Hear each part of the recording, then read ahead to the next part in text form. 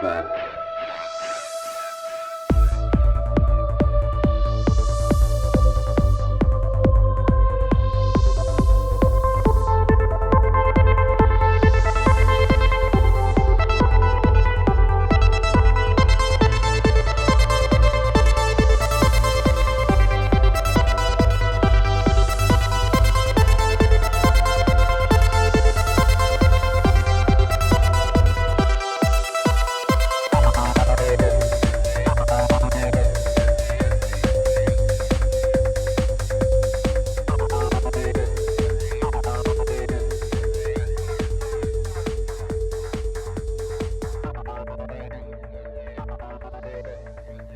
What's up? Another episode of Ripple Effect Podcast. I'm your host, Ricardo Friends, also known as Ricky France, and a great episode for you today. Today we have author Lee Matthew Goldberg.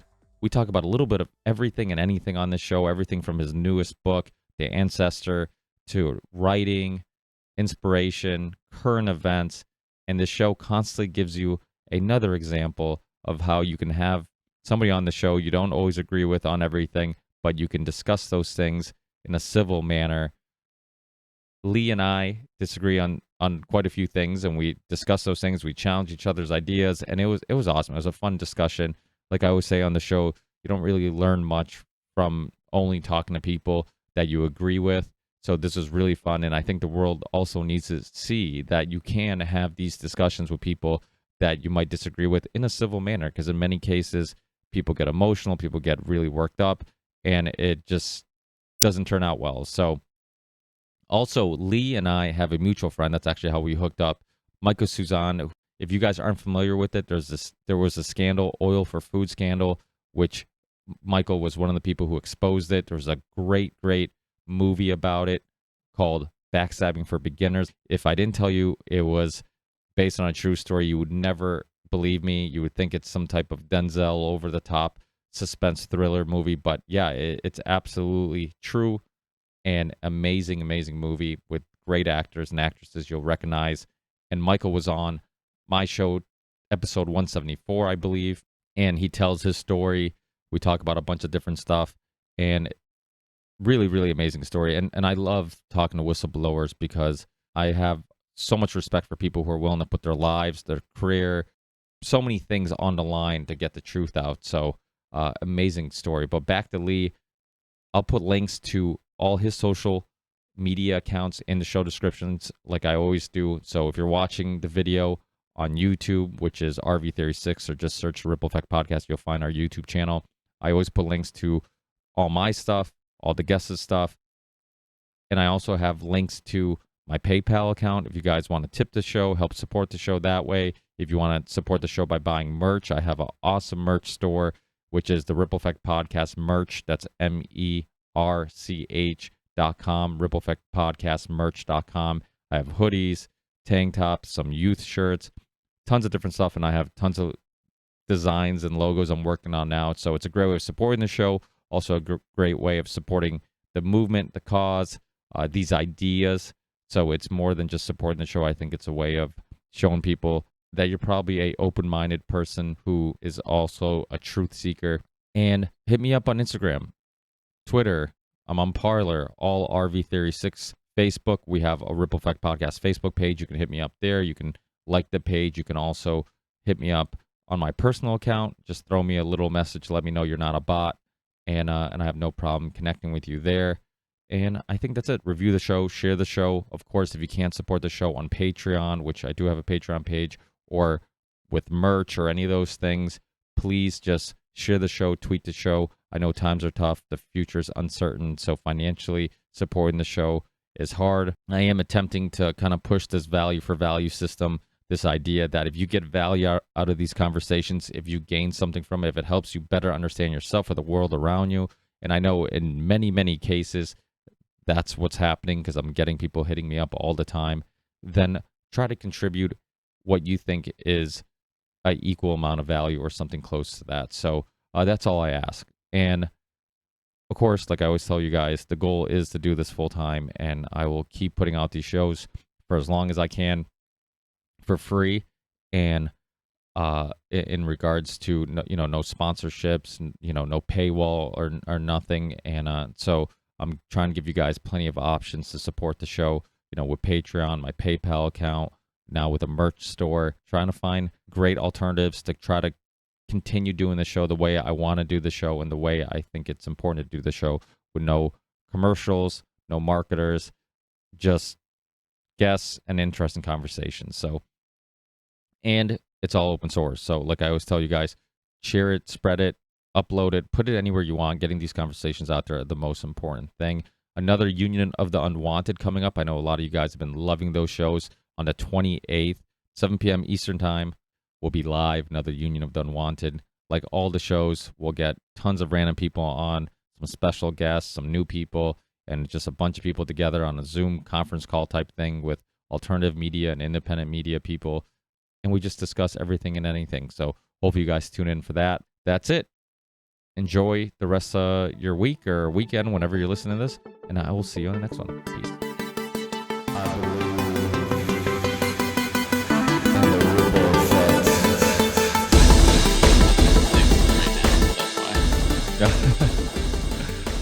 So thanks for being with me. I appreciate it. Thanks so much for having me. And yeah, to Michael Susan for making it happen too.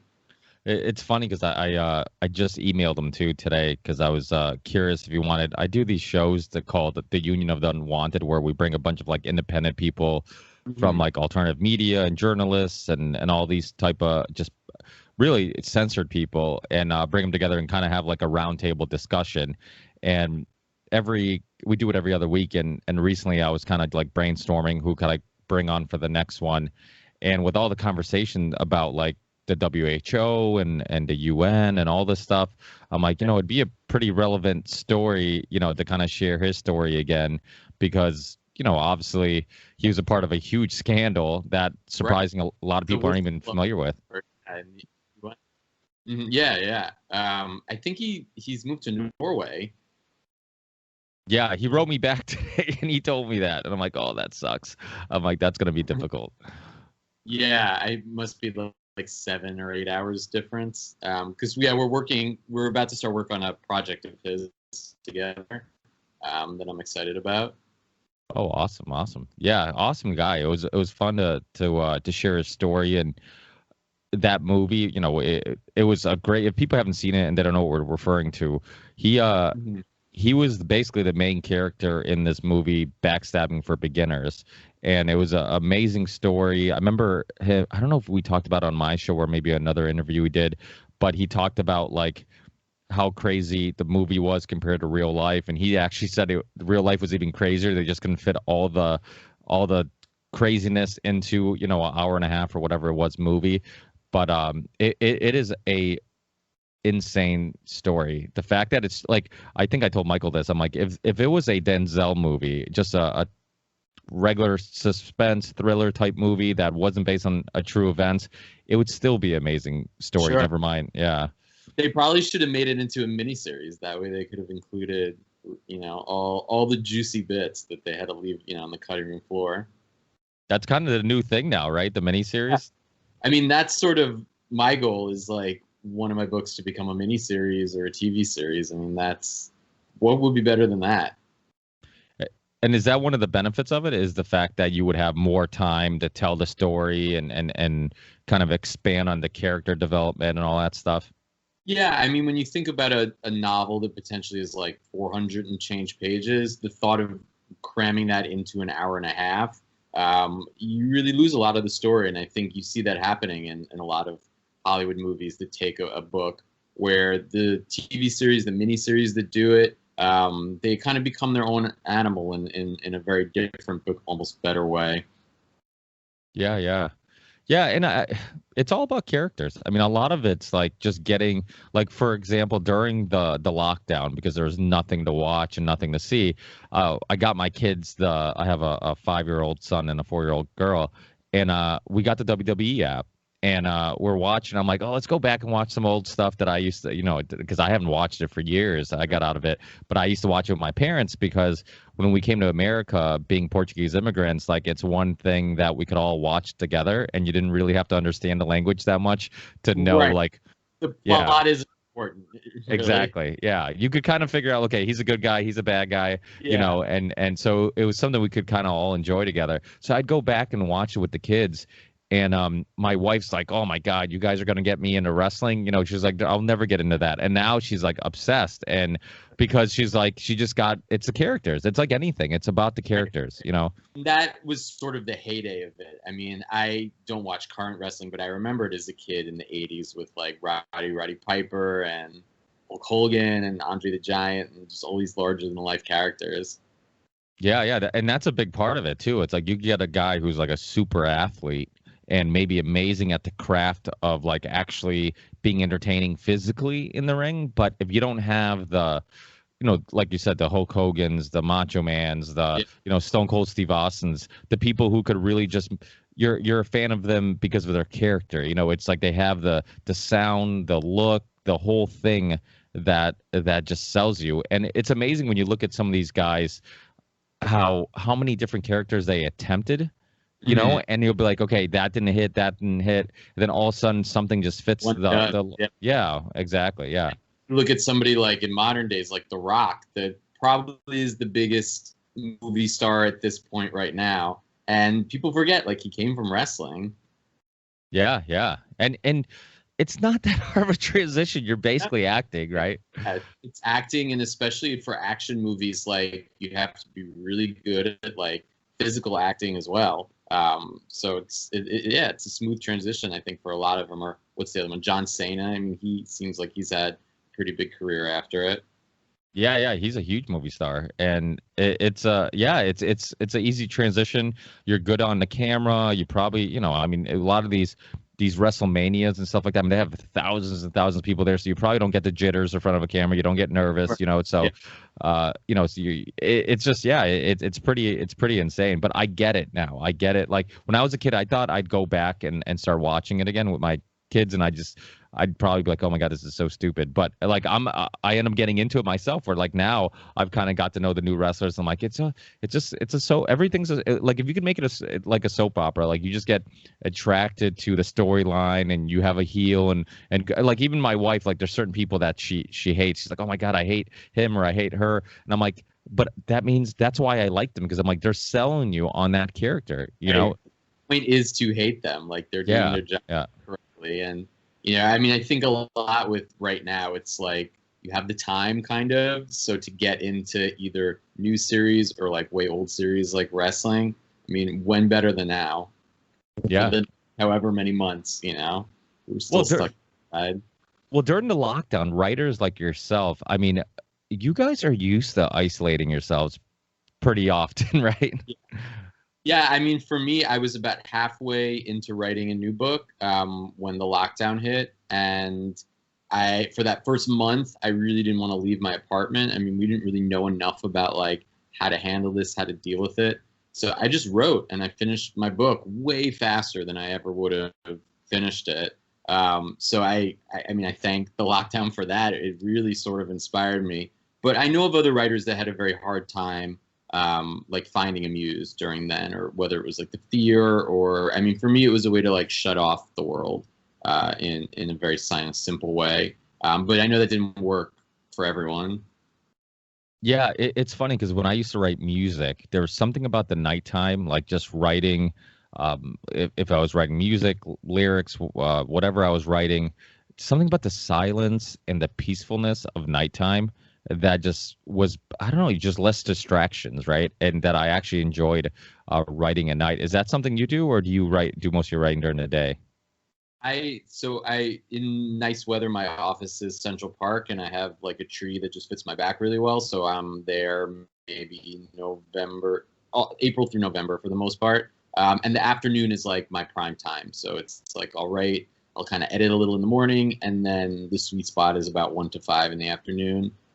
So I'm not so much a night writer, but I could understand that. And I think if I had like an actual job, I would be forced to then either write super early in the morning or at night. So, you know, maybe I'll have to switch it up at some time if I can't kind of keep this going for the rest of my life. Who knows?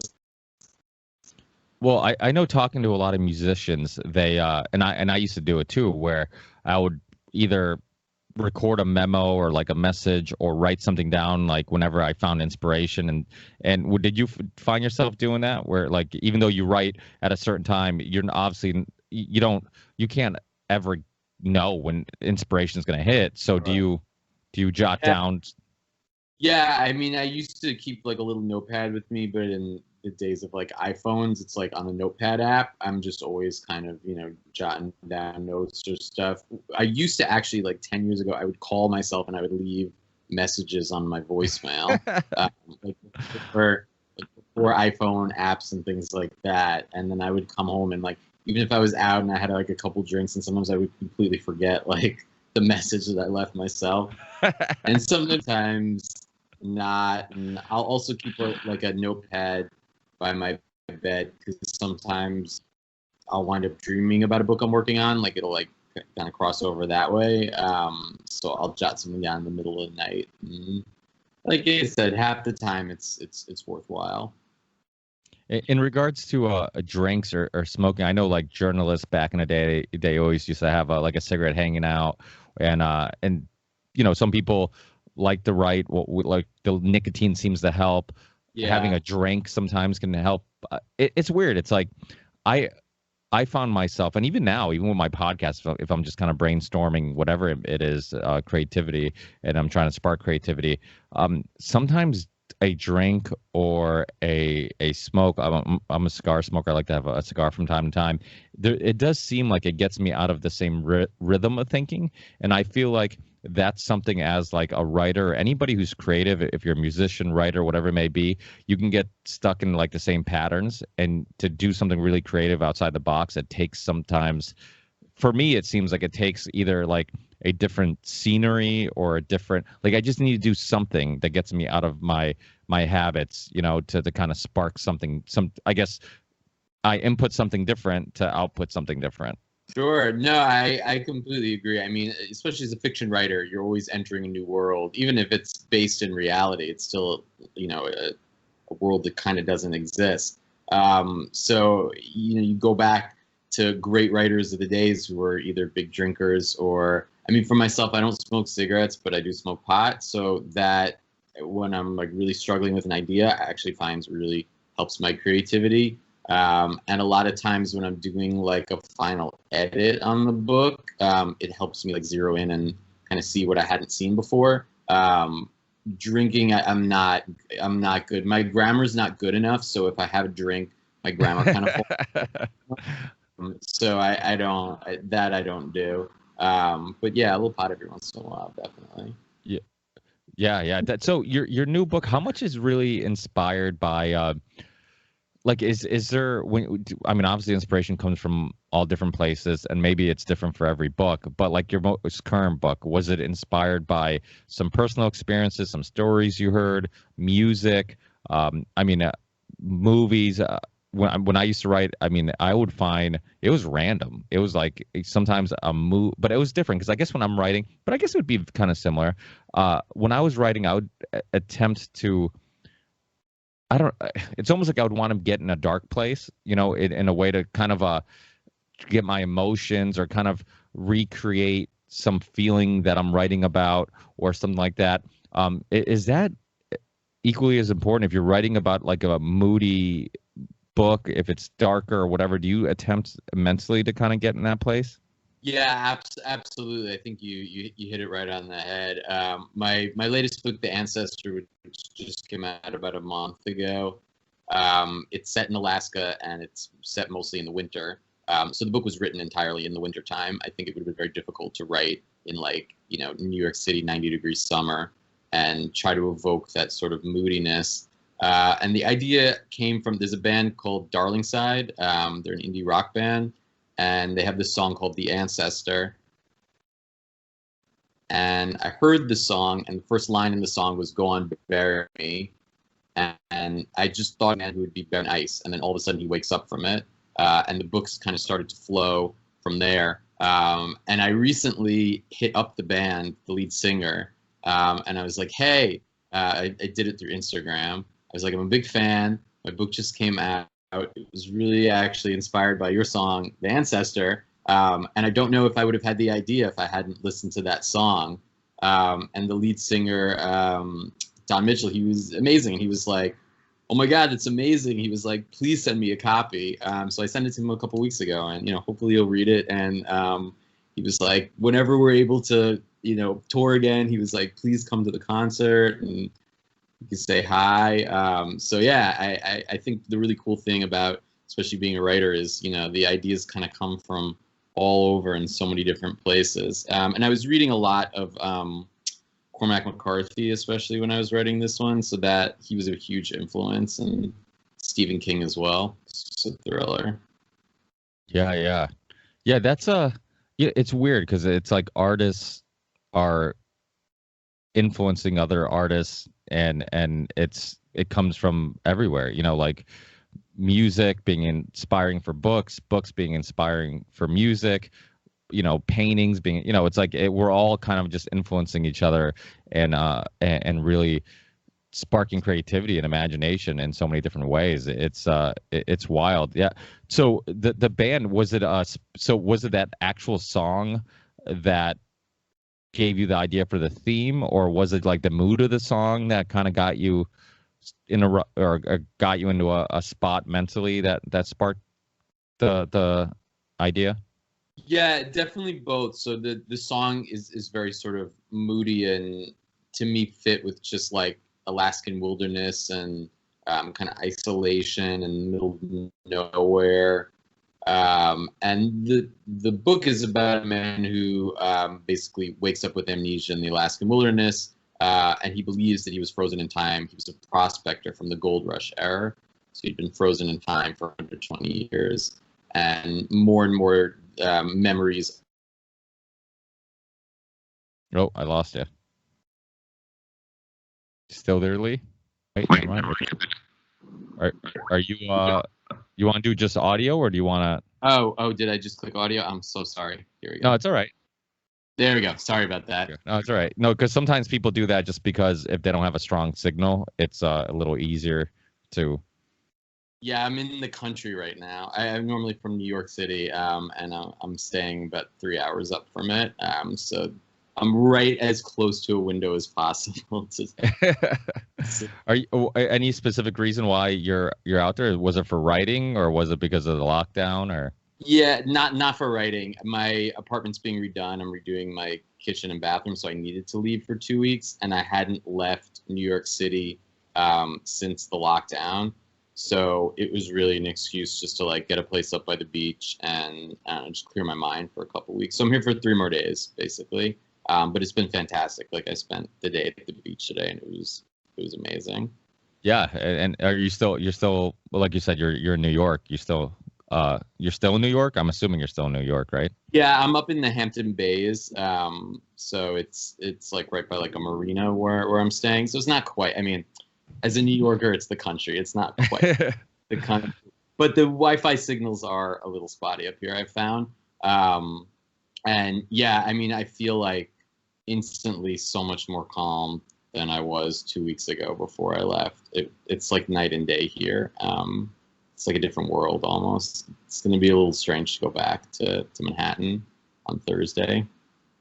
Yeah, there's something about the cities. I enjoy the energy of the cities. I just don't know if I would enjoy it for that long. It's like it's weird because during the lockdown, it was like things were too calm and relaxed where there's nothing to do. And it's like, I don't, there's like this balance, right? It's like life's about experiences and doing things and being social and going out and experiencing different life situations and whatnot. But so that's good. But and then you can be overwhelmed with that too, like in New York, where just like there's too much going on all the time and you never have any time to pump the brakes and like reflect a little bit. So it's like having, that balance is so important. Yeah, I grew up there, so I've always lived in Manhattan, so I almost don't know anything else but it. So it's very normal for me, and I live in Midtown, which is like chaos all the time. But I'm realizing more as I'm getting older that I need an escape, and I'm used to traveling a lot, which we obviously have not been able to do. So it's weird not to have left Manhattan for 6 months. That is not normal in any way, shape, or form. And there's not, I mean, beyond going out to dinner, like there's really not that much else to do right now. You know, you could hang with your friends in the park, and you can go out, sit outside, and museums just open, and that's really about it. So a lot of the things that make, you know, New York City so amazing, we haven't been able to do, like, you know, in a lot of places. But at the same time, I'm also like, indoor dining is about to open next week, and like, I'm not ready for that there. That I don't know about. You just feel uncomfortable? Yeah, like here I've seen it, and that was the first I've seen it in 6 months, and so it's just, yeah, like you're not used to it, and you know, people are eating and the masks are off, and I don't know, it a little bit freaked me out. And I know in a lot of parts of the country, like they've been doing that for the whole time, and it's not strange, but it was so bad in New York City, and I think in our minds, like, you keep going back to April when it was like that. You know, we've had it so good now for a while, and it's like, let's just keep it that way, basically.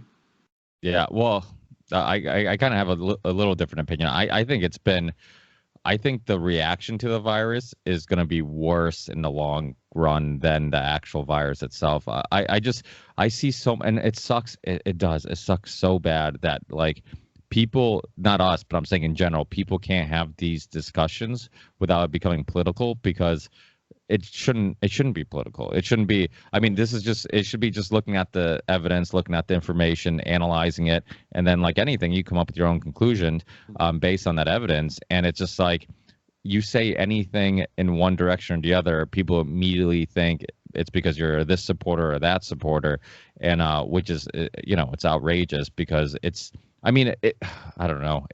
To me, like, my wife works at a restaurant, and you know, they've struggled. A lot of local restaurants that I know have basically you know, a lot of them are struggling. I know many that shut down, that are just permanently shut down.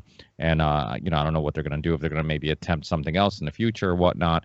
But, and it's just like, there's just so much evidence over and over again that so much of this has been used for a political pond. I mean, you look at, I had Dr. Scott Jensen. You're talking about Michael, who's a whistleblower. I mean, that story that we initially talked about is kind of a good example of how, when money is involved, and if people can benefit politically or financially, people are going to. And in this circumstance, I think a lot of people did. And, you know, everything from asking for a bunch of ventilators that were never used, from, you know, the overinflation of numbers. I had Dr. Scott Jensen on just recently. He was 2016 Physician of the Year in Minnesota. He's also a senator, and he was one of the first doctors and he's not a political guy at all. He doesn't even like being called a senator. He's like, I'm a physician. He's like, I'm not a senator. And he was one of the first ones that came out and talked about the CDC guidelines,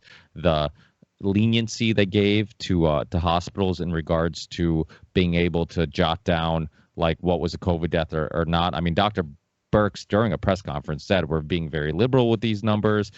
You know, if you die with the virus or by the virus, we're counting it. So, I mean, it was plain sight that there were, you know, they weren't even hiding it. It was obvious that they were overinflating the numbers. And then it just, to me, my big thing is, like, you know, when I first got into alternative media and independent media, I was really motivated by, like, the Iraq War, Afghanistan. I truly disliked Bush and Cheney and Fox News and all those. Like, it was just really easy to dislike them, but it was hard to get people motivated about that, because, like I always say about wars, it happens overseas. Like, you and I still go out to dinner, have a drink. It doesn't affect our everyday life that much, you know. Yeah. But it's one of those issues where, like, it's affecting people's children, their schools, their you know, everything, you know, the businesses they love going to and whatnot. And I think that the same way that maybe the left, and I'm a political atheist. I've had people on, like Professor Richard Wolff, who's a Marxist, you know, studies Marxism and a socialist, and I've had people on like Roger Stone, you know, so you know, yeah, so, you know, and Jack Abramoff, you know, you're talking about other people, but so it's like, and I love exploring ideas, you know, and it sucks that, like, I almost feel like my stance and on things right now, you know, I've had Del Bigtree on, I've had you know, so many people on throughout this whole lockdown, just dissecting what was going on. and it was quite obvious that like just you couldn't believe any of the numbers. The numbers were changing over and over again. The tests were contaminated. The CDC website says on the website that if you test positive for a coronavirus or for the coronavirus, there's no way of them knowing if it was the coronavirus that causes COVID-19 or just one of the many coronaviruses in the coronavirus family. There's story and story. I mean, every time I did a podcast on this subject, there's like a new story I could share with the listeners in regards to like, fishermen that went out to sea for 35 days were negative before and then came back and they all tested positive. Story of people waiting in line to get tested and then getting out of line because the wait was too long, then getting positive test results in the mail. There was just so much of this going on. And I know people work at the hospitals locally. I live in Massachusetts, Springfield, Massachusetts. I know people who work at both major hospitals, Mercy and Bay State. I heard, and these are people I would call like young liberal people who I would have discussions with on a regular basis. And I'd be like, hey, what's going on? What do you think? No. And I think initially everybody was freaking out because of the uncertainty and because of what we were told was going to happen. And then as time went by and nothing happened, in regards to to the extent that we were sold, then they're like, yeah, I mean, this is a little bit overblown. The hospitals were dead. The hospitals that were built were never used, like these temporary hospitals were never used. It was all about flattening the curve, and then that never happened. Or once that did happen, then they never pumped the brakes. It was still like, well, now we have to do this, now we have to do that, now we have to wear masks. I mean, the mask thing happened even after the spike of this stuff, the height of it. I mean, I'm all for the world coming together to help for a common cause, but 20,000 people die a day of hunger, no tests needed. Simple solution, you feed them, and yet nobody ever comes together and do that. And I just think a lot of people were naive to how many people die every day. I mean, I really do. I think that, in hospitals, every single day people are dying. And I think people just go to work and they're just kind of oblivious to the fact that, in the hospitals, there's people dying cancer, diabetes, heart disease, all these different issues. And yet, if you put a magnifying glass on any of these issues and talk about the numbers and the cases over and over again, you're going to see that a lot of these things seem like huge issues that should be invested in and funded in and researched in. But yeah, I mean, I just think there's just too many. And I think that what ends up happening is there's so much conflicting information that people just throw their hands up and they're like, you know what, let me just wear a mask to be on the safe side. Well, I mean, speaking from sort of New York City alone, where you have 9 million people and you're literally on top of each other, it's just so different than a lot of other places, and it can't be handled in the same way. Like, I have a friend, he's an ICU doctor at NYU, and at the worst of it, he's still going through PTSD from what happened. It was like hundreds of people over the course had died, and he had been a doctor for a long time and had never seen anything like that before. And I know in other places, it was bad in sort of different ways. So in New York, it felt very apocalyptic for a considerable amount of time.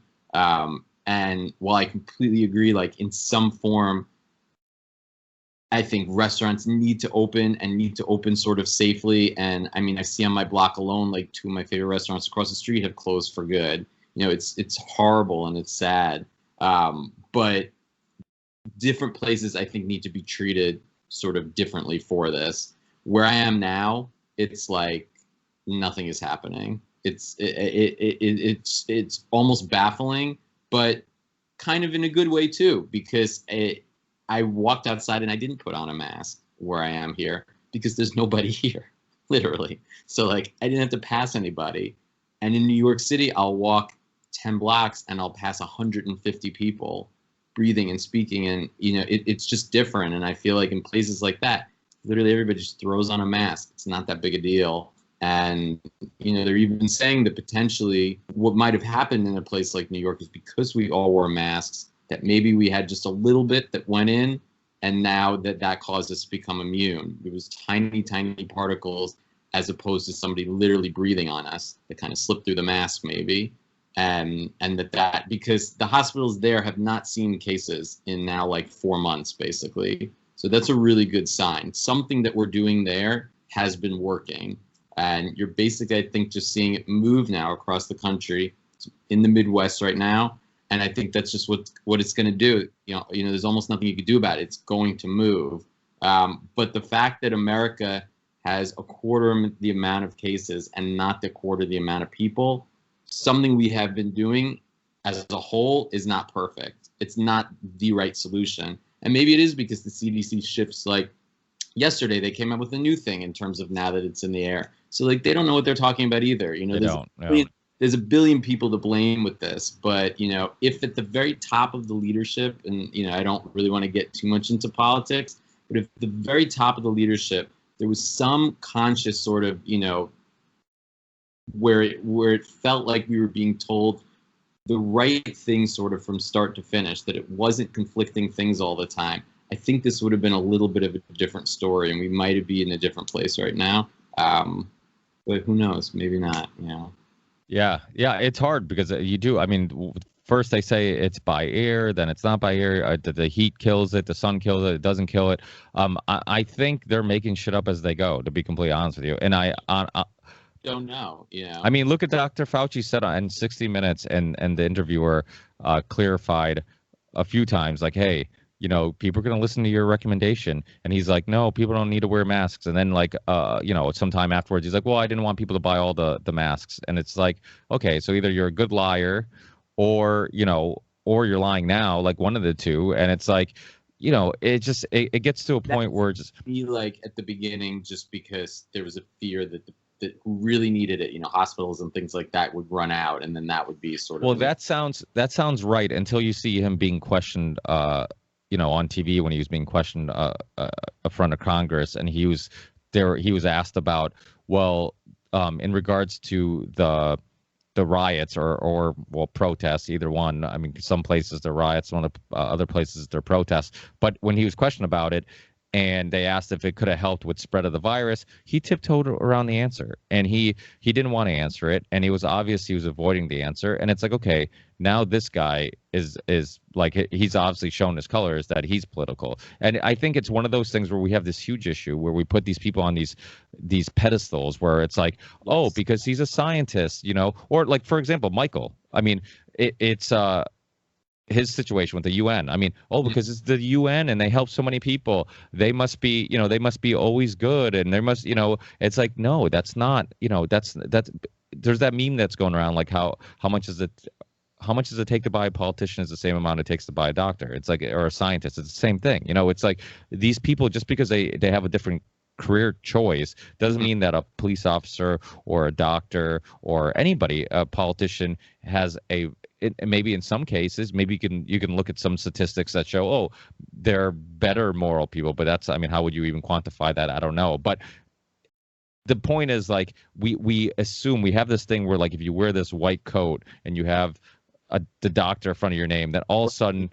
Yes. Yeah. No, I mean, I think that in a lot of ways, people are looking for answers, and nobody 100% has the answers yet. And I think what will happen is, when all this is over, and hopefully it will be, we'll learn a lot about what we did wrong, how we didn't listen, the people who actually knew what they were talking about.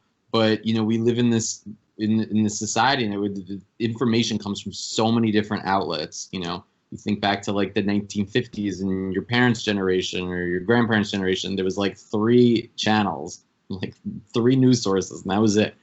It's too much now. So it's like all these conflicting things, and nobody's listening to one another. And it's really just like a hot garbage fire of a mess, basically, is what we're dealing with. And I think something that I feel like I've taken away from these last few weeks, like being out of the city, is I think figuring out for yourself and your family the best way to kind of deal with this and kind of stick to that. If you feel comfortable and, you want to wear masks everywhere and you want to wipe down things, like, go for it, do it. If you feel like when you're outside, that's not for you, then, nobody can make you do it, basically. Indoors, I think, is a different story. I feel like if you're indoors, you might as well just slap one on. I mean, better safe than sorry. That's sort of. Yeah, but it says right on the box that it doesn't help the spread of or prevent the spread of coronaviruses. So it seems, and then, I mean, you're breathing out what you're supposed to be breathing in, and it's like it that can't be healthy in long periods. I know people are like, well, there's this study or that study, and I've looked at a lot of the studies. Doctors wear masks all day, and Yeah, but they do, but they don't. Like they actually they wear them, but they also. I mean, I've been in plenty of hospitals. They walk out of a room that requires a mask, they immediately push it down or they take it off, and so it's not like eight. I mean, my wife's a waitress. She has to work 8 hours according to the rules. She would have to work 8 hours for however long she works, with the mask on constantly, and she's had a customer once actually got mad at her because she was talking to another employee in the back or somewhere, and she put the mask down, and it's like it says right on the box it doesn't, I mean, for liability reasons, but it doesn't stop the spread of coronaviruses.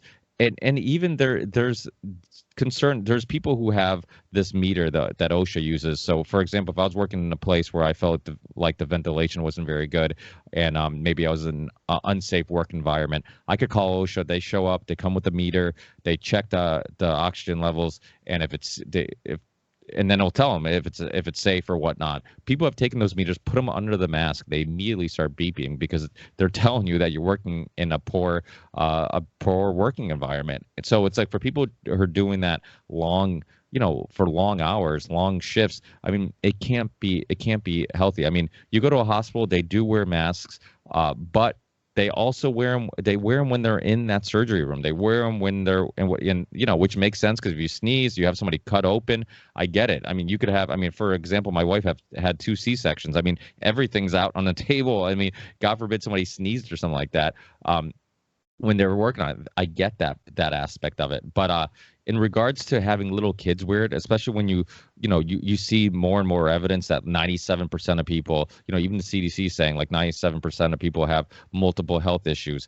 Kids are literally more kids are dying of the regular flu than they are this flu. And then when you look at all like the political, how they, big pharma, the influence they have on politics and what's going on. I think when I was growing up, like the military industrial complex to me was like the biggest threat to like civilization. And now I think big pharma is. You look at the pill epidemic, for example, during the last election, not one politician talked about it. Not one. And I know that was killing young people every day and could have been prevented to some extent because it was the pills were giving out like candy and we knew they were doing that. I mean, I think Pfizer, when they put changed the capsule for the pill where you couldn't like cut it up or whatever, it was like time release or something like that.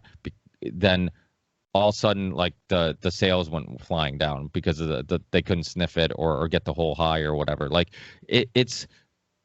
they have a huge influence. So when hydroxychloroquine becomes a political issue, which it should have been a big pharma debate, not a political debate, because the truth is like they just wanted to push a expensive newer drug or a vaccine where they could have charged a lot, and then never mind the fact that the taxpayers paying for all this research and development, then afterwards we're going to pay for the vaccine or pay for the treatment, which is even worse because they're investing zero money and then making 100% profit. So it's like people have to take those things in consideration. When you look at like big pharma, they are criminals. I mean, there's story. 100%. I mean, to me, I don't even take Tylenol. Like, I do not trust pills in any way, shape, or form. I feel like it's one of the worst things that's happened to America and the opioid crisis and completely. I mean, it was I mean, right now everything is politicized. So like, anything that could become something where it's a talking point, it becomes it. And we're about to be, in the last stretch of the last 40 days, I think it is, where it's going to get even worse. But I agree that like big pharma 100% needs to be held accountable. They have way too much power, and they've basically hooked a ton of people into thinking that they're helping them when they're hurting them way more. Yeah, absolutely. I mean, and all the politicians take money from them, so that's why none of them will say anything negative about them. I mean, it's just. And like I said, they are criminals. I mean, there's lawsuit after lawsuit after, fine after fine for putting something on the market that was, FDA approved. And that shows how how seriously we should take FDA approval, because there's plenty of things that get FDA approved a year later, taken off the market. You see these attorneys with these commercials. Do you have a loved one who got hurt by, and it's like, wait, I don't get it. That thing was supposed to be FDA approved for the purpose of us not being guinea pigs, so we could avoid being guinea pigs for this drug, and yet we're still guinea pigs for these drugs. So we have to rethink, like, okay, how good is this FDA approval process? Not good at all. No, it's true. I mean, when you're elderly, I think you have to take some pills, and but other than that, it's like I'm not touching it. I'd rather deal with whatever I'm dealing with, whether it's a headache or something a little bit more. Even like like antibiotics. I mean, there's so many things that are just sometimes so terrible for your body, and I've been trying as much as possible to like eat healthier, live cleaner.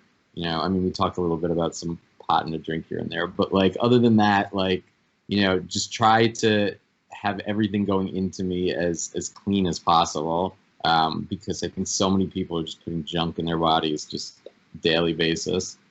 Well, I think that's one thing that it did expose too. I mean, before this whole lockdown, if we talked about like there's going to be a virus that is going to kill a lot of unhealthy people, we would have been like, oh shit, America's fucked, because I'm like, there's yeah.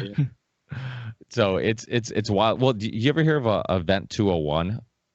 That was the other thing, that like Event 201 happened in late 2019, and they basically recreated like the Hopkins University, a bunch of Bill Gates funded organizations, and they basically created like a fake event just to kind of I guess talk about something that could possibly happen and show what could happen if a virus went loose all over the world. And it's amazing how accurate it was to what exactly happened. Like they had like fake news clips where they were talking about riots and protests, people, the public being skeptical of the vaccine, all this, like literally it was like, I remember showing my wife it. She was like, it's like it freaked her out. She's like, I cannot believe like how accurate this is to what happened. And so yeah, I mean, it was put together by pharmaceutical companies and all this stuff. So they definitely know that there's profit in this, and it's unfortunate because it's weird because I just said this on one of my recent episodes where like back in the day, like the liberals used to be, or people on the left, I related to them because I'm a big fan of homeopathic medicines and natural remedies and all these things. And as time went by, now it's like, that medical freedom has become a right issue, where like now the people on the right are the ones fighting for, not mandating vaccines, or at least just having the freedom to put what you want in your body. And so it's weird how like these political parties like go back and forth and back and forth. And that's why I think it's super important to kind of like unplug from all of it and just come up with your own conclusions and not try to see if they can fit in a box. Like, oh, which political party does this, idea kind of relate with or whatnot. I think people have to stop doing that because it's like you said, everything's a political football and it just goes back and forth. And humans are much more complex than that. I say it all the time where like all your ideas should not be capable of putting all your ideas in either like a Democrat or Republican box where you agree with them on every single complex issue, regardless how different it is from the other issues. And it's like, because they're not even consistent with their own issues most of the time, right. or their own opinions, they'll contradict themselves. I mean, Republicans back in the day, one that I used to laugh a lot about was how they're like pro-life unless it's the death penalty, then you can kill them. It's like, hey, let them live a little bit, then you kill them. Don't kill them right off the bat. It's like, it's hilarious. But that's just one example. I mean, Republicans right now are, again, I don't want to get too political, but like they're very good at being hypocrites. I mean, literally just what's happening with Ruth Bader Ginsburg, and it was like minute one they were like pushing somebody, where 4 years ago, so the hypocrisy is a little bit insane. But I agree that like what's happened is, people like to have an identity, especially if they're not capable of having their own identity, either if they're not intelligent enough or if they don't have the support around them. It's the same. I've been writing a book about cults for about 10 years, so I've studied a lot about cults. And I think you could ascribe political parties in some ways to, a cult-like mentality. You see these people that foam at the mouth and they literally just follow blindly whatever that cult leader or that politician says, because it gives them a sense of identity that maybe they didn't have before, and the politicians are very smart that they capitalize on that, because they know, they see the weakness in the people, and they know that they can kind of control them in that way, much like a cult leader really sort of does. And it's really, really scary right now, because I think a lot of people are so like lost and confused that it's easier to latch onto something, even if you don't ascribe to everything, you ascribe to enough of it, and it gives you that us versus them mentality. And a lot of people sort of have that. I'm completely guilty of that right now too, because I mean, obviously from the way I've been talking, I'm a Democrat and I'm liberal. And I see sort of what a lot of Republicans and Republicans are doing, and I do not like it at all. Does that mean I like everything that Democrats do? No, they're a mess in a lot of ways as well. I certainly would never say that. But at this point, to me, I see a clear sort of lesser of two evils in terms of it. And that is enough for me to kind of base my vote on. But it doesn't mean that if down the road, once we get out of this mess, if a Republican is up for election and I think that they're the better candidate, that I wouldn't necessarily not choose them because of that. Like I would look at the person first. I think what's sad about the Republican Party is that they've moved so far from what they were, and they've become just this like kind of separation from what they used to be. So I would be almost more upset if I was like a diehard Republican, and that this is where they kind of have taken themselves. That to me, I'm more curious, somebody like that, like how they feel about sort of Trump America and what sort of happened if they were like Reaganites or, like a Republican connected to that. But I hope in the future we get away from this sort of two-party system, and that we could actually find, candidates that sometimes are in between, because, to be so sort of one-sided left or right is never going to work in terms of, really kind of governing a full people of America and the country. So what's going to happen is the baton's just going to go back and forth and back and forth and back and forth. Yeah, did the whole, the least of two evils, I get that debate. I mean, I think that, unfortunately, a lot of people vote against somebody instead of voting for somebody. And I think that's what a lot of people are doing now. And I think a lot of people did that before with Hillary. They voted for Trump. But I think the Bernie and Trump, their supporters had a lot in common, because they both just wanted something drastically different, because this slightly different politician that we get every 4 years always ends up being the same shit. When you look at like Bush to Obama, was there drastic differences in regards to their appearance? Yes. Foreign policy? Not really. I mean, their foreign policy was very similar. Really, it's these social issues that separate them. Personally, like the only issue I seem to care, or I think people should be the most concerned about, is this whole coronavirus thing, because it's affecting everybody's life. It's affecting, I mean, schools look like prisons, and it's like this idea that you like demonize somebody who could be bringing it to school or bringing it home. It's like the flu kills thousands and thousands of people every year. We never like said, hey, let's figure out who killed grandmother. Let's find out where she got the virus from. It's like, and look at them like they're a murderer. There is a price to pay for being free. I mean, these people a lot of people were saying, well, just stay home, you might save a life. I get that, I do, but I also know that if nobody ever drives again, we might save a life. But we know every time we get on the road, there's a risk of me killing somebody or being killed, and that's a risk we take. If somebody goes skydiving, if somebody, whatever, all these things we do while we're experiencing life, like flying a plane, like these are all risks we take, and we know there's a risk to these things. And because the alternative is we just completely nerf the world and we don't do anything and don't experience life. We don't get to hit reset at the end of our journey and say, hey, let's do it better this time. It's like, no, we should embrace things, understand, this whole idea of like, oh, we'll just shut things down for a little bit longer. This, to me, it's like, it's almost being naive to the fact that, every day isn't guaranteed, and you shouldn't take every day for granted. But yet we're just like, oh, let's throw away a year of our life, but there's a lot of people who aren't going to have that year back, and there's a, so it's a crazy, I had Dennis McKenna on not too long ago, and I don't know if you know who his brother is, Terrence McKenna, the Yes. big, yeah, and he awesome guy. And the first time we had him on, we talked a lot about just plant medicines and all this stuff. But the second time I had him on, I wasn't attempting to bring up politics, but he brought up like Joe Biden, and then he went on this like huge Joe Biden rant, and I'm just like, oh my God, he's like you were talking about cults.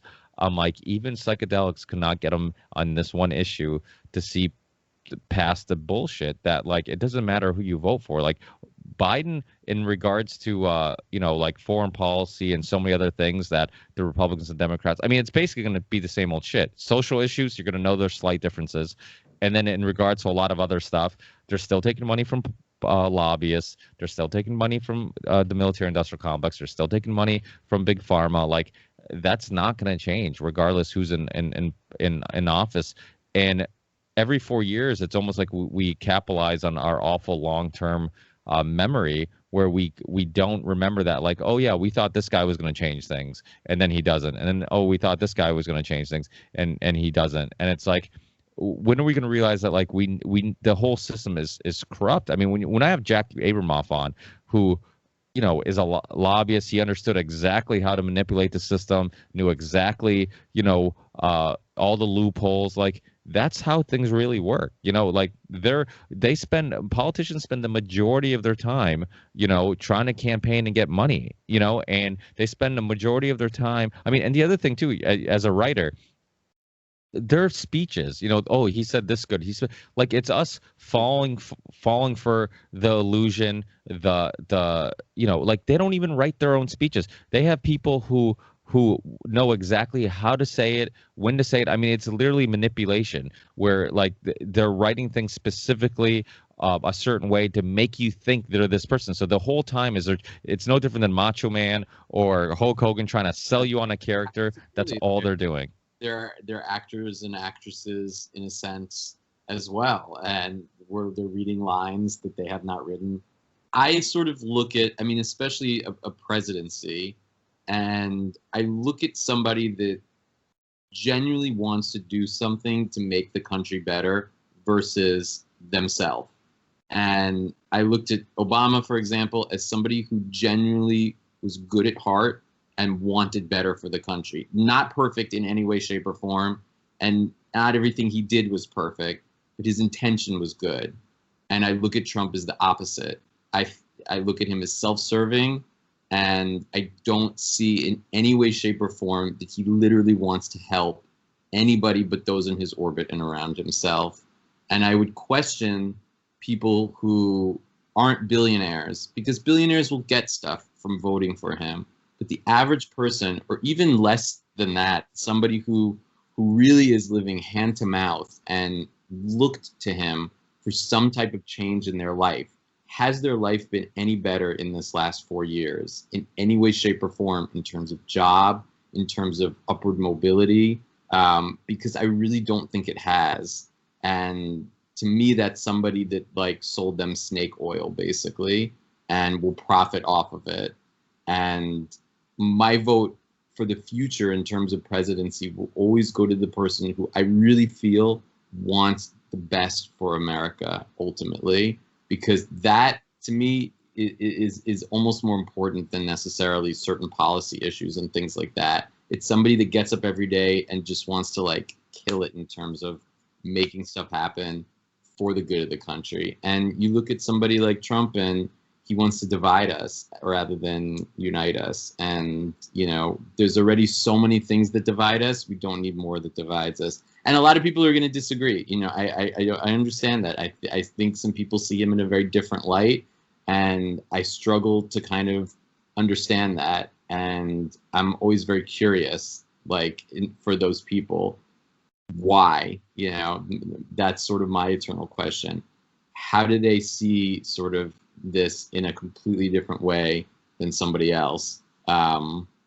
But yeah, that's my 2 cents in terms of it. I think definitely in regards to division, I think that's definitely his biggest flaw in regards to he doesn't try to unite the country in any way. And but I think like, but Biden, I mean, let's be honest. Like, I mean, do I need to say much about his cognitive ability? I mean, and the truth is like I think Bernie and Trump, the similarities were, in my personal opinion, that they both seem like they were going against the grain, and they seem like, okay, love them or hate them. I knew who they were. Like I knew, like you don't have to be a socialist, but you can like Bernie for the fact like he truly believes in this. This is his philosophy. This is his opinions. I knew who he was. Where every other politician was like, I'm just going to tell you what you want to hear.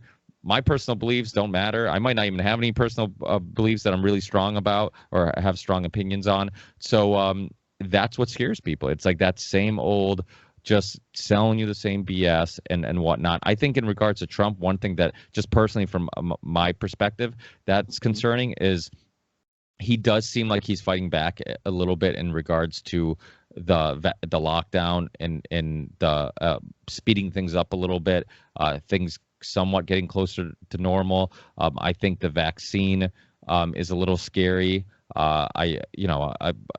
I'm worried that it would be mandatory if Biden got in office. They can't do that. They can't, but they just made the flu vaccine mandatory to go to school in Massachusetts. So, for children, yes, that's true. So they can't, and that's the stuff. And we have a Republican, in office. We have Charlie Baker, and so stuff like that scares me because the flu vaccine's 10, 20, 30% effective. It's not something I think that should be mandatory.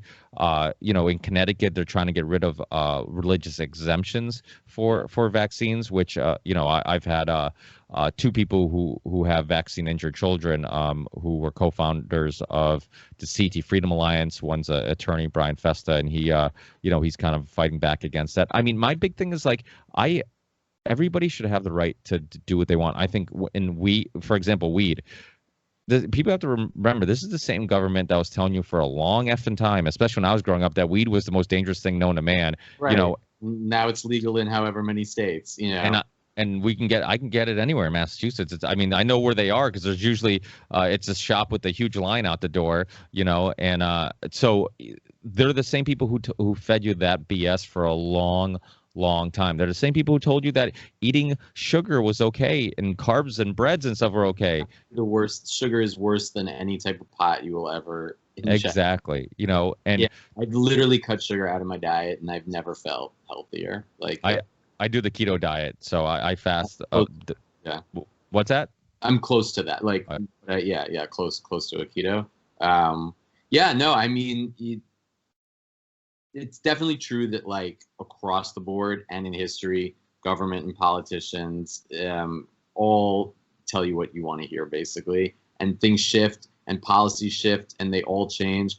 What we're in now though, there's so much like hatred and anger and like, I mean, I think back to when Obama was in office, I did not have to think about him every single day. He was not in my face. Like every day is just Trump and Trump and Trump. It sort of like consumes you.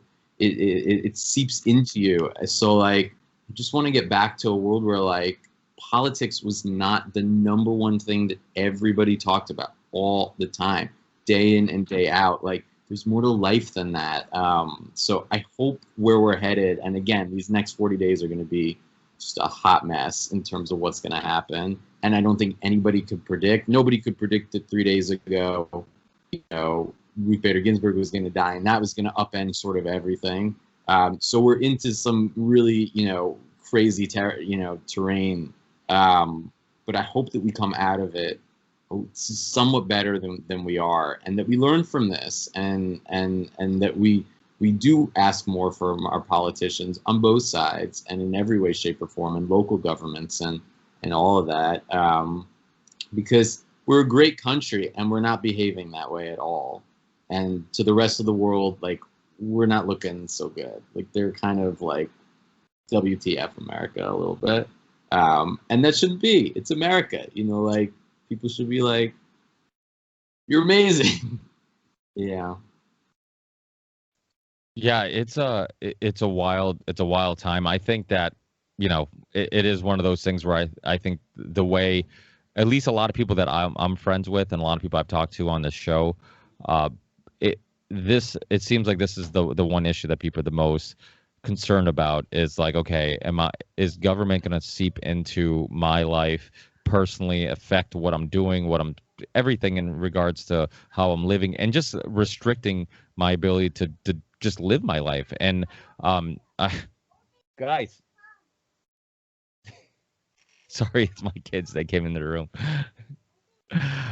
It's COVID life. It's like, what are you gonna do? You know? Yeah. But yeah, it's wild. But the cult thing is interesting because I think political parties, they attract the same type of people that are joining cults. It's people who don't have a path, they're confused, they're lost, they need some type of guidance. You know, so I think that's you know, it's the same people who get all patriotic at these DNCs and RNCs and wave the American flag and all this stuff. And it's like, there's nothing wrong with that, but don't get so caught up into it that it puts blinders on you. And in every case, you think they're the enemy. Because in so many cases, it's divide and conquer. It's like separate us. And that's the thing. There's political motivation and there's political reason to have this chaos, because a lot of people are saying what you're saying, where they're like, you know what? I just want things to get back to normal. Yeah. If, you know, I'll vote for Biden just because, you know, Trump's made this, created this disaster. Yeah, and I mean, you know, there's so much else to blame too. Like, you know, the media on both sides created Donald Trump, you know, from The Apprentice going back then. And, you know, even like MSNBC and CNN, their ratings have been better than ever before with him. So they hate him, but they love him because, you know, he gives them the viewership. So across the board, it's not like you could put one blame. You can't even just blame like him for the chaos. The chaos is everybody around him sort of supporting this and supporting this chaos. And it's all in the, you know, the grand scheme of like money and money being made from it. And, you know, the one thing you could maybe sort of look at COVID as the one positive of just being able to like slow down, and hopefully for people to be able to just kind of think for themselves. Like, I've spent the last 2 weeks really like not looking at the news, and it's been pretty amazing because it was such a factor of every day, all day. And like, I've spent days where I've just read a book all day, and like that was my day, and I didn't want to know what was happening in the world. And I hope that people sort of come out of this, you know, to utilize however long this is, of 6 months, a year, and whether it's, you know, connection to their families or, you know, working on a wonderful project that, you know, accelerates them, that something comes out of this, that they're not just sort of slaves to media like it was before, like they were before potentially. Yeah, absolutely. Well, for people who are listening who want to get your book and want to get, you know, connect with you, Sure. Hit you up, contact you, and I definitely want to have you on because I think we like barely scratched the surface of things that talk about. How can they connect with you? Where's your books available? Maybe any other titles that came out recently that you want to let people know about? Sure. So I'm Lee Matthew Goldberg, and very easily LeeMatthewGoldberg.com has everything about 2 T's and Matthew. The books are on Amazon, Barnes & Noble. If they're not at your local bookstore, your bookstore could order them. So really easy in terms of that. And yeah, my new book is The ANCESTOR, which just came out. And if you like thrillers, part of it also takes place during the Alaskan Gold Rush, so it has a nice historical aspect to it too.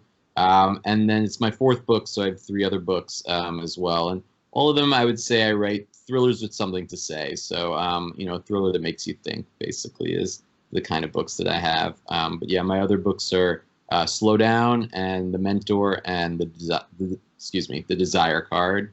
And then next year in March, I have a new book that's coming out called Orange City. That's my first sci-fi book. So oh, nice. A little thriller break, and I'm going in like a nice well, there's thrills in it, but I'm going in like a sci-fi direction with it. And that one, if you love like weird David Lynch kind of stuff, it's a good fit for that. Do you see this whole situation being a influence for a future book? Yeah, I might need some time like apart from it, you know, to be able to write about it. But yeah, sure. And the one I just finished over COVID, is a book about bank robbers in the 1980s. So we haven't sold it yet. My agent hasn't. We haven't sent it out. But hopefully that one hits. And then yeah, my goal is for I'm working on all of them as either pilots or film scripts. So my goal is that they wind up selling to Hollywood too in some way, shape, or form. Awesome. Well, we'll definitely reconnect in the near future, have you back on and talk. Like I said, I love having people on who kind of challenge, my own personal beliefs too at times. I'm a blunt New Yorker, so I say whatever's on my mind. It's hard for me to have a filter. No, it's good. I prefer people like that, to be completely honest. I honestly, well, this might don't take this the wrong way, but I think that's some of the reason why they like Trump too, is because I think people like the fact that it's like you said, the majority of us know that politics is an illusion. So when you felt like, okay, he might not be that intelligent, he might say some ridiculous things, but at least I know who the hell he is, and there's no illusion, it's like him or hate him, there's no illusion. And I think that's what people liked about Ralph Nader, Ross Perot, Jesse Ventura. Yeah. I mean, you could go Ron Paul. I mean, Dennis Kucinich. I mean, these are all people that I actually like, and I don't have to agree with them on everything, but I like the fact that, like, I know who these people are. Like, they actually have personal beliefs that I can see, and they represent something. And even if I disagree with them on something, at least they're not tricking me into liking them, 100%. A lot of people love and enjoy to hate Trump. I will admit that. Maybe some of them have gotten tired of even that at this point, but at the beginning, absolutely, because it's like a classic, whether you believe it or not, sort of like it's easy to go after a villain if that's what you're making into the villain, and to put all your hatred in sort of one, channel it in one way. So yeah, I would agree with that, and I'm sure I was guilty of that as well. Now I just want it to go away. I think. It's like it's like I want to open a newspaper and like something else. That's all I want. I am curious, when did you have Roger Stone on? So the first time, I'm doing an interview. The first time I had him on was some years ago. The first time he came on was, I'm trying to think when it was. It was some years ago. It was when his book the JFK book came out. Mm-hmm. I've done a lot of shows on that topic, and it was the JFK linking LBJ to the assassination and kind of his history. Okay. Yeah. So that was fascinating. So I had him on, and then the second time he came on, it was when he had his Clinton book that came out to talk about that. So it's funny because I think the second time he was on, we had some IT issues. He was trying to get his video to work or something like that, and he was waiting for his IT guy to contact him. So we did a lot of like just bullshitting, while we were waiting. Yeah. And I will say, and I think many people who've met him have said the same thing, where he actually seems like a sincerely like nice person, who understands like politics is a game and it's a dirty game. And and I think that's a big aspect of it. It's almost like you ever meet like a CEO of a company who's like outside of work is like, seems like a nice person, and then you're like, and then you find out like some of his business practices, and you're like, this motherfucker has no moral compass. He could, like, it's a game to him. He doesn't care. And I'm too nice of a person to like separate personal and business. I can't hurt somebody intentionally just to make a profit. Right. Well, you're not meant to be a politician. Exactly why which is why some people say, like, just to be in that office or wanting to be in that office, you have to potentially be a little psychopathic. Like, you have a lot of those same tendencies, being able to lie. I say this, like, the problem with the left blames corporations for everything, the right blames politics for everything, and they're both equally to blame, and they both have something in common. They're all run by people, and people are flawed, and they're all capable of being corrupt, to having other intentions, and not have a good moral compass. So it's like we keep blaming these things that we created, politics or some corporation, some company, but they're all created by people. And it's like we have to understand that it's not about like politics is inherently evil. Just like I've made the argument to libertarian friends and anarcho-libertarian friends, like politics or Marxism or any of the isms, even the dirtiest of word, communism, it isn't inherently evil. Like it's a absolutely, yeah. Its base is, equality, kind of. Yeah, and exactly. It's so like, socialism, they're like, oh, so what are we going to be in a socialist? I'm like, you do realize, like, first of all, a lot of this Republican hating socialism has a lot to do, like, it started back even when Reagan was in office and they were invading Central America and then saying it's because of socialism. It wasn't because of socialism. It was because of the United Fruit Company. It was because of, look at Iran in the early 50s when they want to nationalize their oil. And then we, the coup that happened, when we took down their government. Same thing. Like we always say it's because of this or because of that, but the truth is there's usually other things happening. And right. I don't know if you ever read the book War is a Racket by General Smedley Butler, but amazing book. And he goes into this where he was like one of the most decorated Marines ever in the history of the U.S. military. And when it was the end of his career, he looked back, he's like, I was working for bankers, I was working for corporations, I was not working for, freedoms or protect people back at home. And I think that's what people have to realize. Like, it's not either or. These words can be used for people's benefits. Socialism, like, I tell people, I had this a debate with a police officer friend of mine. He's like, oh, something about socialism, and like immediately I'm like, yeah, do you really know what that word means? And he's like, yes, exactly. You 100% nailed it. It's a talking point, and a talking point. He's a police officer. Yeah. In a socialist economy or world, his job exists if you remove all socialist ideas from from the civilization, his own job would not exist. It's us contributing as a society for something that we think we should all have. But you're 100% right that I think the average person that's using that as the talking point does not really understand what it is. It's just that it's being sort of fed to them in that way. Socialism bad, this and that. And they're just kind of, like eating it up. Yep. Yep. Where if they actually really thought about all the things, just like you said, that actually go along with it, it would maybe be like, oh, well, that's not so bad. I kind of agree with that, or maybe I kind of agree with that too. But you have so many people now that literally just watch the news for 4 hours straight at night. That's their nighttime. It's like they eat dinner and then it's just like whatever news they're watching, it's that. And then they just start spouting it, and there's no chance to even think outside of the box or think for themselves.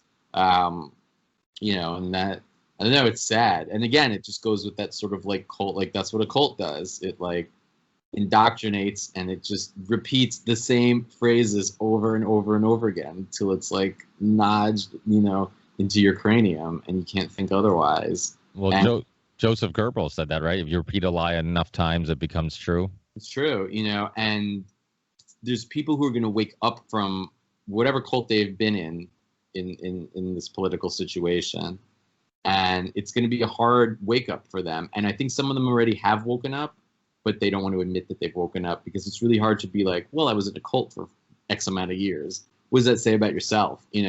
So it's a hard pill to swallow for some people. Like I spent time in researching like Scientology, and I spent time at Scientology pretending I was interested in it so I can kind of get a feel of like what that would be like. And it's the same mindset. It's just, it's like everything's messed up in your life. We're the answer. Follow this path. Things will be better. Rinse, repeat, rinse, repeat, rinse, repeat, rinse, repeat. And after a while, like I remember when I was there, and they spent an hour and a half telling me how awful I was, some of it sinks in a little bit because you're like, well, actually, this one thing about myself I don't really like.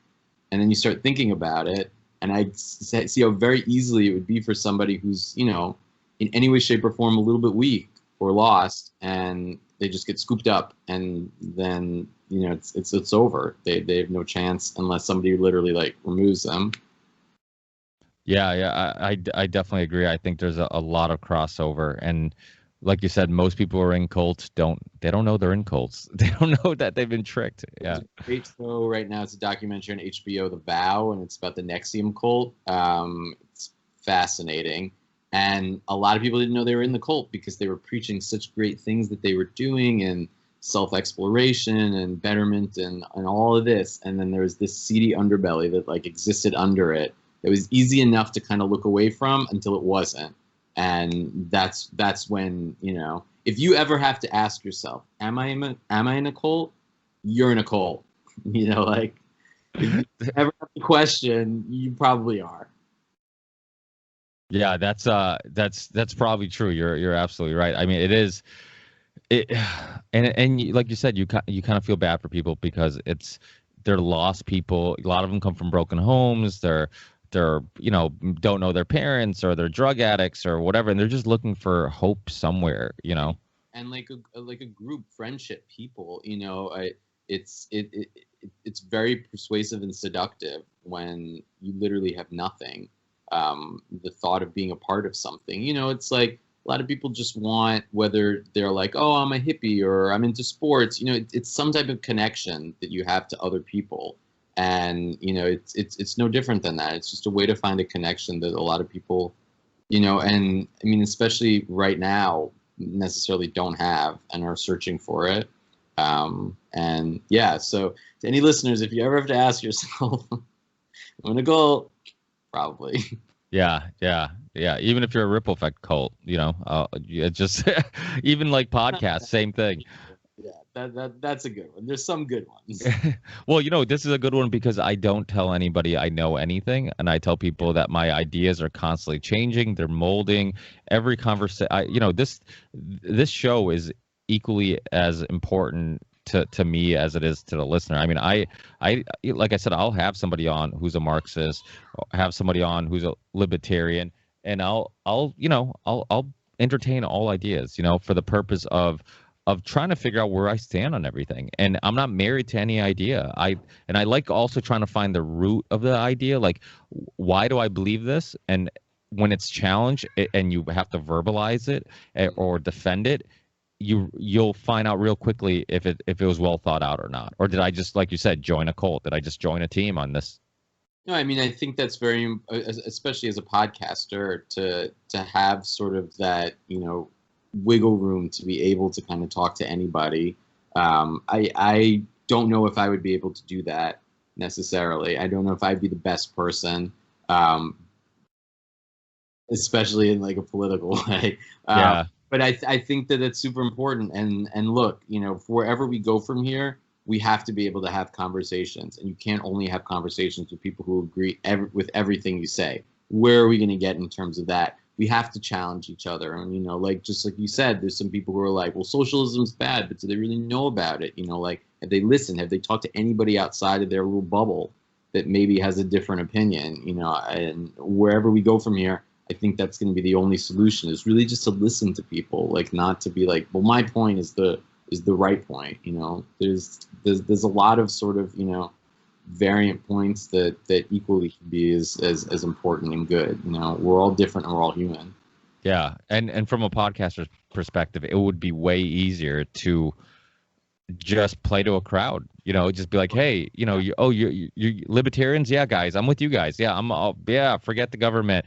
You know, I'm not going to focus on corporate corruption. I'm just going to focus on government and government corruption, and just talk about that all day. And that's the thing. There's parts of each side that I like, and I like to explore those things, regardless if it might piss off some people. You know, I had Greg Palast on. I don't know if you know who he is, but he's on like Democracy Now! Sometimes, and he's on BBC, and he's a writer. He's written a bunch of books, author, and he writes a lot about like election fraud and all this stuff. And he's, you know, he's on the left, you know, and he I had him on, and I had a lot of people on the right who have been just happen to agree with me more than other times, because of the fact that, you know, in regards to, I think, this lockdown and people's rights to not being vaccinated and all this other stuff, I think people agree with me. And then Greg comes on, who I'm a huge fan of, and talks a lot about the Republican Party and how they steal elections and all this stuff, and people get upset. And it's just like, listen, it's not about like which side you're exposing. Like, I'm just here if somebody's bringing good good information, regardless who they're exposing, then it doesn't matter. I say that, I use this example all the time where I'm like, okay, Fox News is obviously on the right. If they're exposing corruption on the left, just because it's coming from Fox News, you shouldn't discredit it. Just like if somebody on the left exposes somebody on the right, maybe it is for just political reasons. Maybe it's not because they have a good moral compass and they want to expose corruption. Maybe it's strictly just because they want to make the other person on the right look bad. But if it's good information and that's actually what happened, then you can't discredit it, because so often you'll get people like, oh, well, that's from, a liberal who wrote that, or that's well, guess what? The majority of people are on one side or the other. They have a team. So you could discredit every research, every journalist, every, in every case, and then just discredit all information all the time that ever makes your side look bad. But let's not do that. If it's really about truth seeking, if it's really about getting some good information to try to establish where you stand on something, and if you're truly independent, because one thing I find all the time is everybody always says, oh yeah, I'm right down the middle, I'm independent, or I'm not, and then 2 seconds later, like, you're having a discussion with them and you're like, wait, you're independent, but you spend the last 30 minutes bashing only one side. I'm like, so are you really independent? Yeah, I mean, it's hard for me because there's certain people on Fox News that, like, it's very hard to take anything they say. You have somebody like what's his name, Chris Wallace. Yeah. Where it's like, okay, you're an actual journalist, you're reporting what I believe is the news, and then you have like the Hannitys and the Tucker Carlsons, and where it's like I can't take anything they say seriously. I just really can't. Like, first of all, about Bill O'Reilly, I hated him with such a passion. Like, I hated Bill O'Reilly. I'm like, he is a horrendous person. Like, I don't care if you find him entertaining. I'm like, there's like film, and there was that old documentary, Outfoxed. I don't know if you remember that, where they were talking about the memos and all that stuff. But that's the thing. Now people are going to hate me because right now, like, CNN seems to be even worse than Fox News because they're pushing, they're fear mongering more than anybody else. But I mean, but that's the thing. Like, I remember talking to Sam Tripoli, who's this comedian, I hang out or talk to a lot, and we were saying, and he's a liberal. He considers himself a liberal. He's like, people forget, like, yeah, you guys can say, like, right now Fox News might be on the right side of history, but if this was during the Iraq War, I'm like, guess what? If you were truly a truth seeker and you were right down the middle, you would be hating Fox News at that time. Like, people forget that, like, they were pushing propaganda at one time too. So it's hard when you're a political atheist like myself, because I don't even like politics. I think when people at the gym think I'm paying attention to what Nancy Pelosi said because I do a podcast and I've had certain people on, I'm like, I don't pay attention to all that stuff. I'm like, that to me it's theater. I don't care. It's not interesting to me. I like the big issues that are important, or I like history, or I like, I'm like, stuff that really helps me understand the world or myself. And if it's not helping me understand the world or myself, it's pointless. Some little drama thing because this politician said this and that, it's like, to me, it's a soap opera. It's pro wrestling, Yeah, no, bringing it back to wrestling, absolutely. It does. It always comes back to wrestling. It does have that sense. And yeah, I mean, I would hope that the people out there don't just get their news from one source and that's it, and that seek to find it in other ways, or don't use Facebook as their news source. Like that's sort of the problem now. It's like everybody in your feed probably thinks exactly the same as you, so that's what you kind of, the mindset that you have, and yeah, like, obviously somebody like Bill O'Reilly was really just like complete scum, and I don't know. Tucker Carlson, to me right now, he has said some things that I think are inexcusable. Like, he shouldn't be on the air. I'll say that he's a horrendous human. He just is, like, with a stupid bow tie, he could just go. But there's horrible people on CNN too. I'm not.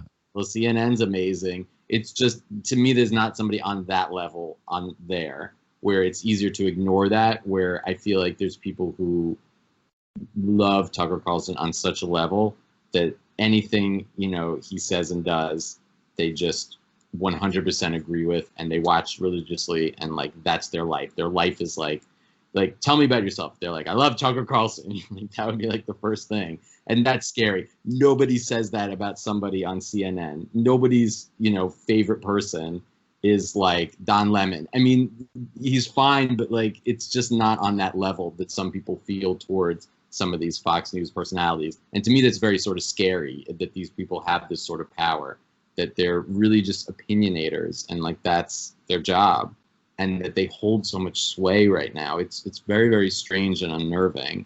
And I would hope, in some ways, you saw recently where Trump was going against Fox News and he wasn't happy with what they were saying, and that sort of is shifting, and that maybe they don't want to put all their cards towards him right now. It's all sort of this money game. They'll use him exactly as much as they need him, and then if they don't, they will discard him. Watch. Like, if he loses, goodbye. Well, they didn't want him to win in the first place. I mean, he wasn't. I mean, he's barely a Republican. Let's be honest. I mean, he doesn't even have a political view. If you ask me, I think that it's more. I mean, he's an opportunist. Basically. Yeah. I mean, I think you have to be a little crazy to want to run for president anyway. So. And I still, maybe this like the liberal in me, the liberal side of, but anybody who's that rich and has, works with that big of a projects and stuff like that. I've never met one. I've never met one that rich, but to some extent, we have a little family construction company. We work with a lot of big corporations, and they'll sub out some work to us or whatever, and you get to meet some of the head honchos there. None of them are likable. They're all morally awful, and I'm just like, I can't see Trump being a good person by any stretch of the imagination. I'm like, you're first of all, if you're in New York in the construction industry, there's probably a pretty good chance you have some links to mobs. There's stories. There's stories and stories of him hurting small companies, like they would and I know because it's happened to us, where you work with a big company, and one way it's good because you have some. They give you work, they give you some work, but then you get the work and they nitpick your work so they can back charge you, or they can get you to give them a discount or whatever. And then next thing you know, a company that's making billions of dollars, or not billions, but millions of dollars in profit, they're screwing the little guy who's barely making ends meet. And this happens over and over again in the construction industry. And, I used to hear stories like that from people who had links to Donald Trump, and hear about his stories about what he used to do to some contractors like that. So it's like, yeah, I mean, I think if you're in the private sector and you get to, you get that high, at that high of a level, that means you probably have accepted that you're playing a dirty game, and you're probably equally as dirty as everybody else you're playing against. And I think if you're in the private sector and you get to that high of a level, it's the same rules. I mean, you're probably also playing a dirty game, and you're willing to do it. Yeah, I mean, I think there'd be no other way to get to that level without doing something shady at some point. Whether it's like completely illegal or really just morally illegal. I 100% agree that, like, I don't think he thought he was going to win. I don't think he wanted to win. I think he wanted to boost himself and maybe create a network. That was maybe what was going to be the plan, because there's the shot when it was the election and you see sort of his face when and I really don't think he looks stunned. He looks stunned. Like, ran with it. And I think then he wanted it, like, as, because of the power and all of that, so I'm not saying he doesn't want to be president. I think he very much, because potentially, there's some legal stuff that might happen if he doesn't. But I think he definitely wants to stay in office. Absolutely. But I think his design that would have been even a better life for him would have been to have like a network and have the power that way without the headache of being a president. Who the hell wants to be president of the United States? Like, what an awful job on a daily basis. No, I mean, everything you do is analyzed, and it's nonstop. And like, he had a lot of money in life. Like, he's in his 70s. I mean, like, who would want that? So I think even when he loses, it'll be interesting outside of sort of prediction. You heard it first. When he loses. You really think he's going to lose to Joe Biden? Oh, I don't know. I think I don't know. There's so many factors right now. I don't know if there's going to be this sort of groundswell of blue against the Senate right now with what's happening in terms of that, and if that kind of carries over. I will say, though, I think there are people who voted for him and are slightly changing their mind, but live in a family and a society where everybody's voting for him and will say, yeah, I'm going to vote for him, but they maybe will go into the voting booth and not. On the flip side, don't think there's anybody like that. I don't think anybody is like. I think that's exactly who voted for him the first time. I think it was a lot. But the reason why all the predictions said he wasn't going to win, Trump, I'm referring to, is because everybody was kind of being DL about it. Like nobody was outspoken and talking about it. And then a lot of people, once they got to the voting booth, they're like, well, Hillary, hell no. Let me vote for Trump. They picked. That's the difference. There was hatred towards her, and I don't think there's hatred. There's maybe indifference towards Biden. Maybe sympathy for Biden. Potentially sympathy. Difference. You know, he's nobody's favorite. That I will admit that. They screwed Bernie, and that stuff should really piss off the people on the left. Like they screwed Bernie twice, and you know when he. I voted for Bernie the first time, and I thought that would have been when he really should have. I didn't vote for him the second time because I didn't see enough that really was leading me in that direction. And by the time New York voted, it was already a landslide towards Biden, so it would have been pointless, basically. Yep. But I agree. I think I think Bernie Sanders 4 years ago would have been the best choice, really, and mostly because. There's people who, I mean, there's things I like about Hillary Clinton, there's things I don't, but there's people who hate her on such a visceral level that was not the best candidate to prop up 100%. And a lot of the country's misogynistic too, so the idea of a woman president, I think, was a lot for some people to swallow, that they would not ever go in that direction, even if she was perfect on all levels. So that was not a good choice, basically. But I don't think anybody hates Biden like that, and that may be enough of what pushes him over. I mean, we'll see. There's still room for like an October surprise, so like who the hell knows what might 2 weeks from now, or whether this, you know, Ruth Bader Ginsburg dying potentially was that sort of October surprise in a lot of ways. The people now on the left are very fired up about that, you know. So I think in terms of donations now, it's 2-1 Biden to Trump. That's not great for Donald Trump, you know. And we'll see whether it matters or not, you know. Yeah, maybe we'll reconnect after all this craziness is over and say. If Trump wins, I'm gonna need a minute. Okay, yeah, I'll give you some recovery time. Yeah, give me. But yeah, no, absolutely. I would love to chat again. And thanks so much for having me. And yeah, I love to be challenged too. So like, this was really great, Ricky. Yeah, I should really just rename the show "Getting People Who Don't Want to Talk About Politics to Talk Politics" because it's where we're at right now. So it's hard. Yeah, it's mean, unavoidable. Yeah, I've done sort of radio spots and podcasts for the book where it's 10 minutes and we've avoided politics, but ones that are like an hour and more, it's gonna get into the conversation. Yeah, you know, what people are invested in right now. So like, you know, well, and I think it's a good thing to see that people can have these discussions, you know, and without like hating each other, you know, it's. Yeah, no, completely. That's, you know, we were sort of saying that before. I think that's what people really need now. It's like, listen to that person on the other side and hear what they say. I mean, in New York City, it's very hard for me to meet a Trump voter, so I don't have that access to people. So I want to understand sort of what they're going through, especially as like a writer and a curious person, you know, like, tell me what he's doing for you. Tell me why you think that way. You know, I want to really have that conversation. You know. Yeah, so maybe we'll have that conversation in sometime after November, October. Just I'm counting on how you're feeling after, or how I'm feeling. Who knows? But how everybody's feeling, you know. Yeah, I mean, no matter what, you know. Obviously, I'm voting for Biden. It's not going to be perfect in any way, shape, or form if he wins. We're still in a big, big mess that we need to get out of. And, you know, he's not going to be the savior that fixes it. But I think, you know, it's the lesser. Yeah, the lesser of two evils. Yeah. Well, yeah, we'll see, and we'll chat again. Thanks, Lee, for your time. I really, really appreciate it. Enjoy the rest of your vacation. We'll talk soon. Thanks so much again, Ricky. Take care. Take care. Bye.